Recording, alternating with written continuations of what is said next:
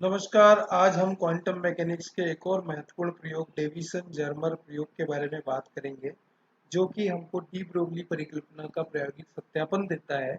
तो आइए हम इसके बारे में चर्चा करते हैं। पहले मैं इसका थ्योरेटिकल पार्ट आपको समझाऊंगा, उसके बाद इसका गणितीय पार्ट आपको समझा के ग्राफ के माध्यम से हम इसको पूरा बढ़िया से समझेंगे। तो सर्वप्रथम डेविसन जर्मर ने डी ब्रोगली परिकल्पना का प्रयोग सत्यापन किया। डेविसन जर्मन ने क्या किया, डी ब्रोगली की जो परिकल्पना थी उसको उन्होंने प्रैक्टिकली प्रूव किया, और इसके लिए उन्होंने ब्रेक के नियम का प्रयोग किया। 2d sin theta is equal to n lambda, आपने सुना होगा ब्रेक का नियम। इस ब्रेक के नियम का प्रयोग करके उन्होंने इसको सिद्ध किया, और इसके अंतर्गत जब एक्स किरणें एक क्रिस्टल पर आपतित हुई तो क्रिस्टल के जो जालक तल हैं, जो लेटिस प्लेन्स है, में नियमित रूप से व्यवस्थित परमाणुओं के द्वारा उनका प्रकीर्णन हुआ, और प्रकीर्णन के बाद एक्स किरणें निश्चित दिशा में एक दूसरे का प्रबलन करती रही, और ये दिशा जालक तलों के मध्य दूरी और एक्स किरणों की तरंगदैर्घ्य पर निर्भर करती थी। तो इस प्रकार जो है डेविसन जर्मर ने इसको समझाने का प्रयास किया, और साथ ही उन्होंने ये सिद्ध किया कि त्वरित इलेक्ट्रॉनों से संबंधित द्रव्य तरंगों की त्वरित का मतलब ऐसे इलेक्ट्रॉन जिनका समय के साथ साथ वेग निरंतर परिवर्तित होता रहता है, जो कि इलेक्ट्रॉन पुंज से हमको दिया जाता है। तो त्वरित इलेक्ट्रॉनों से संबंधित द्रव्य तरंगों की तरंगदैर्घ्य एक्स किरणों की तरंगदैर्घ्य की कोटि की होती है। अतः डेविसन जर्मर ने विचार किया कि निकेल क्रिस्टल पर आपतित त्वरित इलेक्ट्रॉनों के संकीर्ण किरण पुंज का विवर्तन एक्स किरण की भांति होना चाहिए। में डेविसन जर्मर ने ये कहा कि जब त्वरित इलेक्ट्रॉन इलेक्ट्रॉन पुंज से निकल रहे हैं तो उनसे जो भी इलेक्ट्रॉन पुंज से जो निकल रहे हैं वो तरंग के माध्यम से निकल रहे हैं, तो उनकी जो तरंगदैर्घ्य की कोटि है वो एक्स किरणों की कोटि की होनी चाहिए। और इस व्यवस्था के लिए उन्होंने कहा कि इस व्यवस्था में इलेक्ट्रॉन प्रकीर्णन को क्रिस्टल तल से ब्रेक विवर्तन के रूप में विचार करके तरंगदैर्घ्य के मान की गणना की।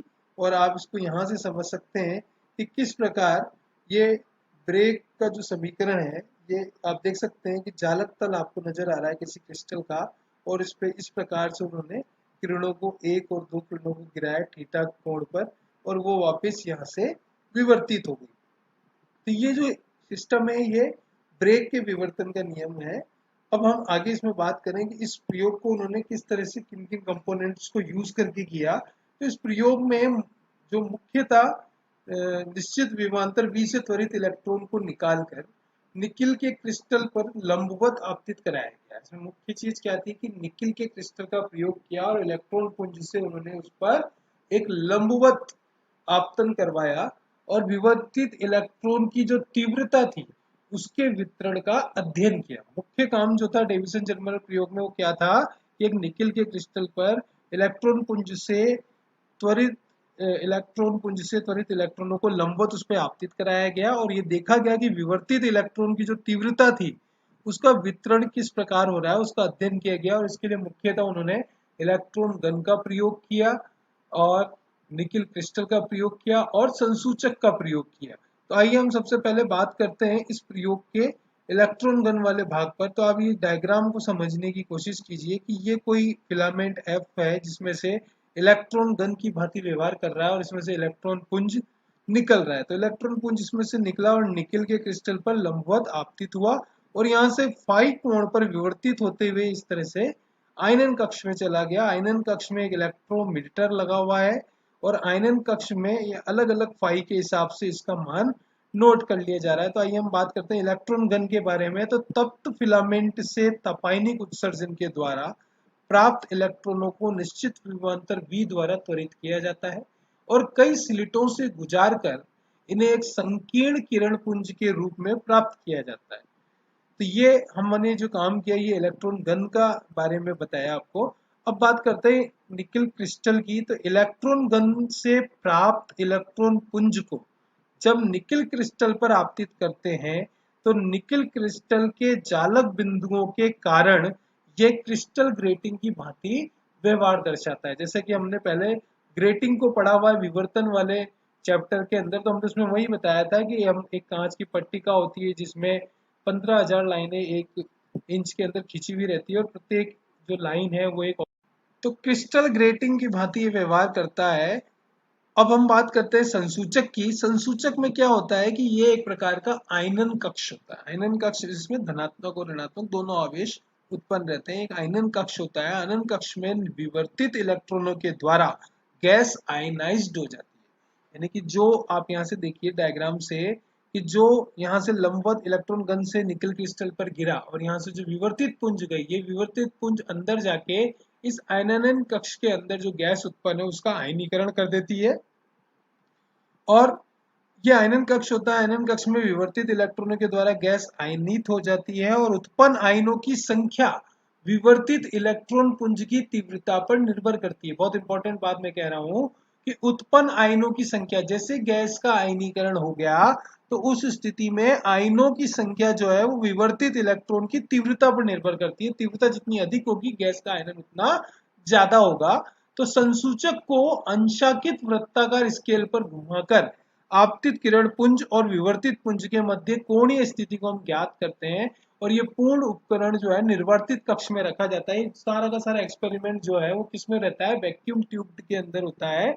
एक निर्वातित बॉक्स होता है या कक्ष होता है, इस तरह का प्रयोग उसमें किया जाता है। प्रयोग में विवर्तित इलेक्ट्रॉन की तीव्रता व प्रकीर्णन कोण के मध्य निम्न ध्रुवीय ग्राफ खींचा जाता है। किसी प्रकीर्णन कोण के मान के लिए त्रिज्य सदिश की लंबाई तीव्रता प्रदर्शित को करती है। एक्चुअल में जब ये प्रयोग किया गया कि अलग अलग तीव्रता की इलेक्ट्रॉन पुंज जब गिराई गई, गैस आयनाइज्ड हुआ और उसको घुमाकर उसके अलग अलग वोल्टेज पे उसकी स्थिति को जब देखा गया तो ये ग्राफ से स्पष्ट हुआ कि 54 वोल्ट पर त्वरित इलेक्ट्रॉनों के लिए 50 डिग्री के कोण पर संसूचक अधिकतम मान प्रदर्शित करता है। कितने वोल्ट पर? 54 वोल्ट पर त्वरित इलेक्ट्रॉनों के लिए 50 डिग्री के कोण पर संसूचक अधिकतम मान प्रदर्शित करता है। और ध्रुवीय आलेख में ये उच्चिष्ट त्वरण वोल्टता बढ़ने पर लुप्त होने लगता है। आप देख सकते हैं कि अगर तीव्रता और वोल्टता के मध्य वक्र खींचा जाए तो 36 वोल्ट पर ये कुछ इस प्रकार प्राप्त हुआ, 40 वोल्ट पर ये कुछ इस प्रकार प्राप्त हुआ, 44 वोल्ट पर कुछ इस प्रकार प्राप्त हुआ और वोल्टेज बढ़ाया तो कुछ इस प्रकार हुआ। जैसे 54 वोल्ट पे पहुंचे तो उच्चिष्ट की स्थिति अधिकतम मिली और इस समय कोण कितना मिला? Theta 50 degree. 60 वोल्ट पर यह पुनः घट गया, 64 वोल्ट पर और घट गया, 68 वोल्ट पर और घट गया। तो आप इसको यहां से और बढ़िया से समझ सकते हैं कि परावर्तक जालक तल है। इसमें से जो परावर्तक तल है वो आपको इस प्रकार से नजर आ रहा है। डी स्पेसिंग है इनके मध्य की। लंबवत इलेक्ट्रॉन किरण पुंज इस पे गिरा, यहाँ से विवर्तित होकर ये इलेक्ट्रॉन पुंज निकल गया फाई कोण पर और इस समय ये आपको यहाँ पर अधिकतम जो है उच्चिष्ट प्राप्त हो रहा है। तो ये डेविसन जन्मर के प्रयोग के अंदर हमने समझा है। अब जो बात निकल के आती है वो ये आती है कि उच्चिष्ट के लिए विभवांतर हमको 54 वोल्ट प्राप्त होता है। प्रकीर्णन कोण जो कि फाई है उसका मान 50 डिग्री प्राप्त होता है। निकिल क्रिस्टल के तलों के मध्य की दूरी 0.91 एंगस्ट्रॉम होती है और ब्रेक के विवर्तन का कोण जो थीटा है वो 65 डिग्री होता है। तो 65 डिग्री को आप 90 माइनस 5/2 भी लिख सकते हैं अगर अपन डायग्राम से देखें इसको। तो आप देखिए अंतर परमाणविक जो दूरी है वो यहाँ पर 2.15 एंगस्ट्रॉम है। तो इलेक्ट्रॉन के विवर्तन के लिए हम किसका प्रयोग कर रहे हैं? ब्रेक के नियम का। ब्रेक का नियम कहता है कि 2d sin theta is equal to n lambda. तो यहाँ पर n का मान आप 1 रख देंगे, डी का मान 0.91 एंगस्ट्रॉम रख देंगे, थीटा का मान 65 डिग्री रख देंगे। उपरोक्त समीकरण का जब पूरा मान रख देंगे और इसको हल करेंगे तो हमको लैम्डा का मान 1.65 एंगस्ट्रॉम प्राप्त होगा। तो दे ब्रोगली परिकल्पना के अनुसार 54 वोल्ट से त्वरित इलेक्ट्रॉन की तरंग दैर्ध्य अगर हमको निकालनी है तो हम लैम्डा बराबर 12.27 अपन under root of V angstrom, या वी का मान 54 वोल्ट रखेंगे तो 1.67 एंगस्ट्रॉम आपको प्राप्त होगा। और आप यहाँ देखिए यहाँ लैम्डा का मान 1.65 एंगस्ट्रॉम प्राप्त हुआ है, यहाँ 1.67 एंगस्ट्रॉम प्राप्त होता है। अतः इस प्रकार स्पष्ट है कि इलेक्ट्रॉन से संबद्ध द्रव्य तरंगों की तरंग दैर्ध्य का प्रायोगिक मान और सैद्धांतिक मान लगभग समान ही प्राप्त होते हैं। इससे डी ब्रोगली द्रव्य तरंग परिकल्पना की पुष्टि होती है। ये परिकल्पना इलेक्ट्रॉन, प्रोटॉन, न्यूट्रॉन, हीलियम परमाणु, हाइड्रोजन परमाणु आदि के लिए भी प्रायोगिक रूप से सत्यापित की जा चुकी है।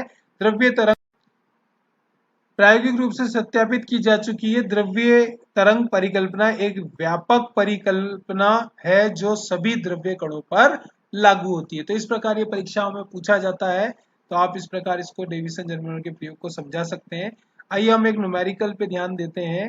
क्वेश्चन है हमारे पास कि डेविसन जर्मर प्रयोग में प्रथम कोटि का विवर्तन उच्चिष्ट 54 वोल्ट तथा प्रकीर्णन कोण 50 डिग्री पर प्राप्त हुआ है, यह मानते हुए ब्रेग का नियम इलेक्ट्रॉन तरंगों के लिए लागू होता है। निकिल क्रिस्टल के परावर्तन तलों के मध्य लंबवत दूरी ज्ञात कीजिए। ये हमसे प्रश्न पूछा है कि निकिल क्रिस्टल के परावर्तन तलों के मध्य लंबवत दूरी कितनी है। तो प्रश्नानुसार जैसी चीज हमको दी हुई है कि प्रश्नानुसार हमें कहा है कि त्वरित इलेक्ट्रॉन की डी ब्रोगली तरंग दैर्ध्य तो हमने जानते हैं कि लैम्डा बराबर 12.27 angstrom upon under root of capital B. Capital B 54 volt है, मान हमने रख दिया 54, हल किया तो 1.67 एंगस्ट्रॉम हमको प्राप्त हो गया। अब ब्रेग का नियम क्या कहता है, 2d sin थीटा बराबर n लैम्डा। ठीक है, हमने इसका प्रयोग किया। ब्रेग के नियम को जब हम इस पे लगाएंगे तो यहाँ थीटा का मान हम कैसे निकालेंगे, theta is equal to 90 minus 5/2 sorry. तो यहाँ पर आप देखिए प्रकीर्णन कोण कितना है 50 डिग्री। तो यहाँ पे थीटा बराबर 90 माइनस 5/2 यानी 90 माइनस 50/2। तो 50/2 का मतलब हो गया यहाँ पे आपका 25, और 25 जब 90 में से माइनस होगा तो 65 डिग्री थीटा का मान आपको मिल गया। n बराबर आपको 1 ले लेना है। तो 2d sin थीटा बराबर n लैम्डा, जिसमें आपको d ज्ञात करना है। 2d sin 65 is equal to n का मान 1 और लैम्डा का मान 1.67। इस प्रकार जब आप इसको हल करेंगे तो d का मान 0.92 एंगस्ट्रॉम आपको प्राप्त होगा। अतः क्रिस्टल के विवर्तन तलों के मध्य की दूरी 0.92 एंगस्ट्रॉम होती है। तो इस प्रकार परीक्षाओं में जब भी ये प्रयोग के बारे में पूछा जाए तो आप इसको आराम से कर सकते हैं। आशा करता हूँ आपको ये समझ में आया होगा। आपको पसंद आए तो आप इसको लाइक करिए, शेयर करिए। Thank you very much. मेरे चैनल को सब्सक्राइब करिए। धन्यवाद।